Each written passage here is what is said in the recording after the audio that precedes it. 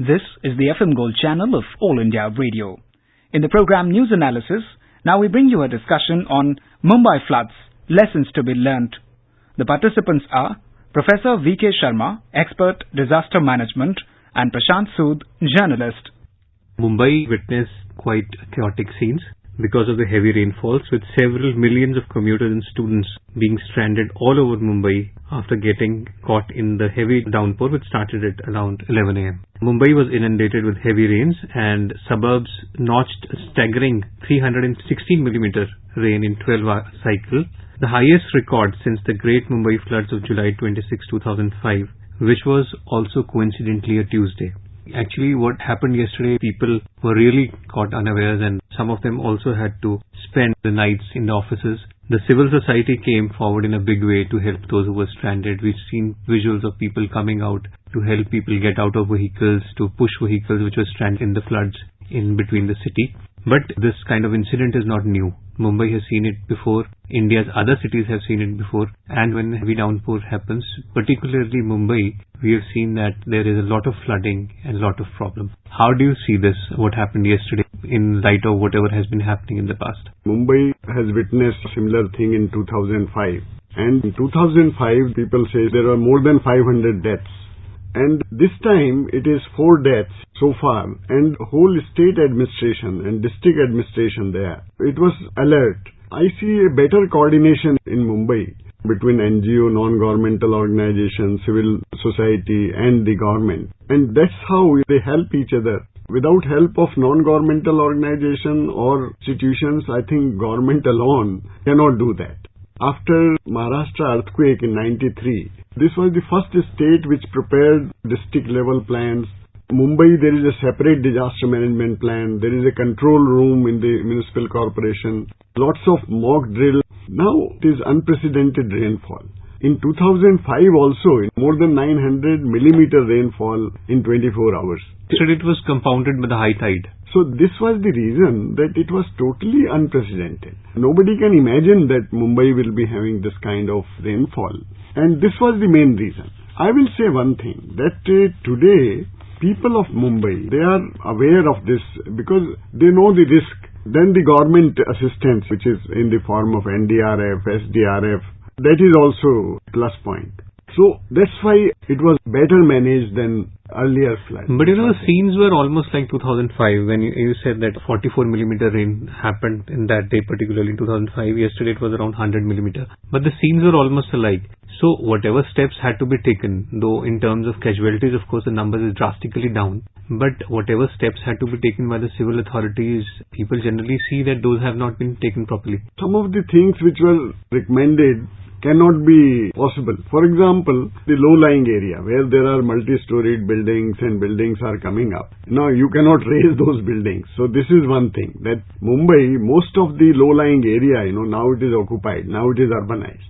And not only in Mumbai, it is in Chennai, it is in Delhi and everywhere. All urban areas, this unplanned growth, and earlier this problem was not there. Then the diversion of this Mithi river and all that, you can see, yesterday the airport was just like sea.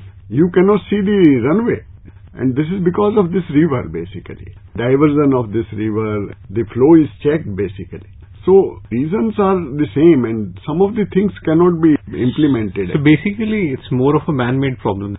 All the drainage are clogged. If you see any city, I'm not saying Mumbai, I'm saying Delhi also.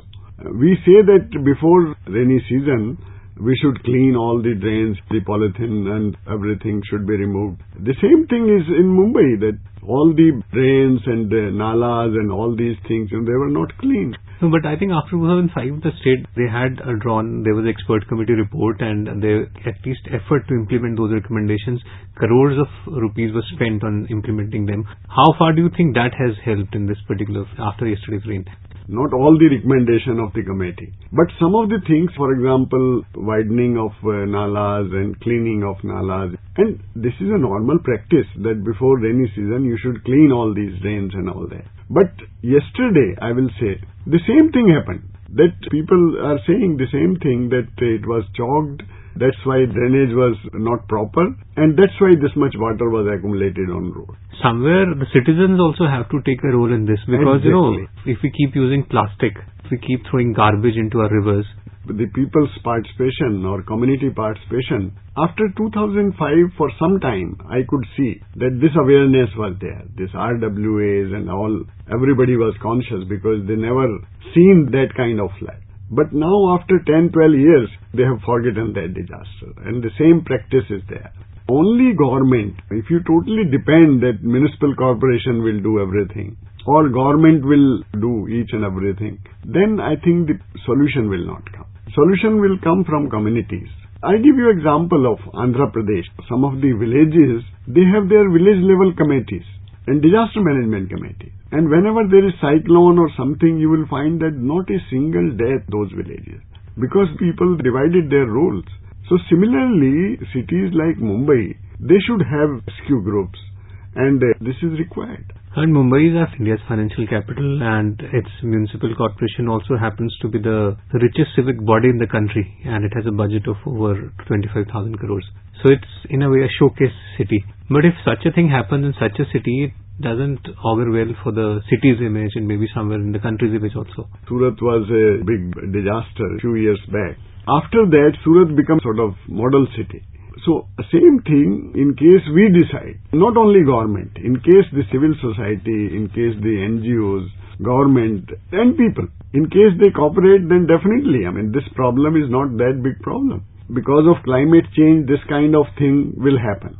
People are saying that now it is obvious that this cloud burst and all these things which are happening, one day 35 centimeter rainfall. In Delhi, in case there is 2 centimeter rainfall in a day, 20 millimeter, the whole Delhi is paralyzed. But how far the authorities failed to gauge the seriousness of the weather forecast? Because Indian Meteorological Department had forecast on August 29 that it will be heavy to very heavy rainfall, likely at a few places. Extremely heavy rainfall in North Konkan, and Mumbai falls in North Konkan. So, how far did the authorities fail to gauge the seriousness of the forecast? So maybe a little more advance warning could have been issued. Today it's already the state government has declared a holiday today. So maybe something could have been done yesterday itself. IMD warning system is almost accurate, I will say. Nowadays, whatever they say, they have announced that 24 hours again it will be raining. You will see that it will be raining. So, one good thing in this country is that now you have organization which can have faith in rely on them. And IMD is one of the organizations. In this country, we have flood forecasting 176 centers in the country. And by seeing rainfall and all that, they forecast. So our warning, forecasting, all these things are very, very accurate now. And you can rely on them. But in case you are not taking serious measures, and you rightly said, today also in meteorology said that heavy to very heavy rains in entire in 24 hours. Now they have announced the holiday for today. Suppose there is not this much of rain, because IMD is not saying 36, 37 centimeter rain. They are saying very, very heavy rain. So very heavy, we don't know. For Delhi, more than 2 centimeters is very heavy. So same thing is Mumbai. They never see this kind of rainfall. It is more or less cloud burst, or more than that. Cloud burst was in 2005. Yesterday it was more scattered kind of rain, But it continuous, continuous rain, but over a period, spread over a period of time, But 37, 36, they never believed that we will be having this much of rainfall. In some of the area, it is more than 40 centimeters. So, I think this was unprecedented. But still, I will say that the preparedness, and they have a beautiful preparedness plan. I have seen the preparedness plan of Municipal Corporation. In case they follow that, each and everything, and they have money. So, there is some slackness in preparedness, and this could have been avoided. And how far the people should take the weather prediction seriously, because in India people don't have a habit of looking at the weather predictions generally. There are people, of course, who take it. So individually, how far do you think they should kind of see the weather and then decide their plans for the day?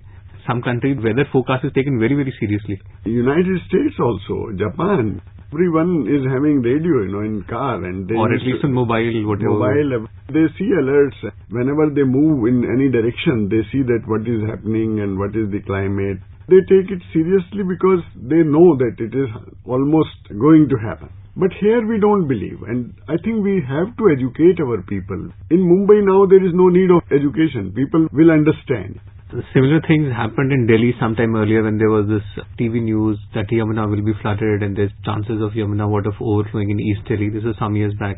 Then this happened in Bengaluru recently. And whenever there's heavy rain in any urban city of India, this problem is there. What do you look at the solutions? Because trees are cut, the areas which could soak water, those are increasingly being replaced with buildings and things like that. So what should be done in terms of urban planning? This is the problem of urban planning. And normally take example of Bangalore, you can take example of Chennai, you can take example of Delhi. Our all water bodies, they are encroached. And now there are buildings in all low-lying area. You take example of Delhi. We have taken all the water bodies and otherwise Delhi was full of water bodies here. Same thing is Bangalore. Bangalore was having beautiful lakes inside the city. Today you don't have that kind of, because each and every inch land is precious and we are going for urbanization. So I think this urban planning and knowing the low-lying area and plan accordingly, I think this is important. A lot of land is already encroached upon. What do you think can be now be done, in retrospect? You start from today. For example, Delhi. We have a master plan, we have a plan 2020, we have plan 2030. And if you look at any drain out, so you'll see plastic and filth in it. That's right. So I think it should be both ways. Community participation. Community should know that what is their role. It is their responsibility. We are using a lot of plastic nowadays. Plastic bottles, everything, all rubbish is going to the river ultimately. And this is the reason basically for urban flooding. Reasons are the same. There is no need of any research. The problem of Mumbai, the same problem is of Chennai. If you go outside some of the community halls and if there is a lunch hosted or a festival held, then you see that a lot of used plates are just dumped inside the drain without even caring for what the consequences will be. Even if there's a temple or a religious place nearby, there is no concern for anything. That kind of attitude has to change in the long run, because this is one. Then there is secondary disasters which can happen. Suppose this water stays for some time. Then there is chikungunya and malaria, swine flu and all these things. So these things multiply. Flood is one thing. It may be flash flood, it may be flood, it may be urban flood or rural flood. We're talking of rural floods. We've seen several of our states now already reeling under floods and a lot of damage to life and property there. No, now 18 states are under reeling under floods, yeah. So then there is secondary disasters. So we should do all preventive measures for secondary disasters. We should educate people that at least they should clean their area so that there is no mosquito breeding. And also steps such as rainwater harvesting, they have actually not become popular the way they should be.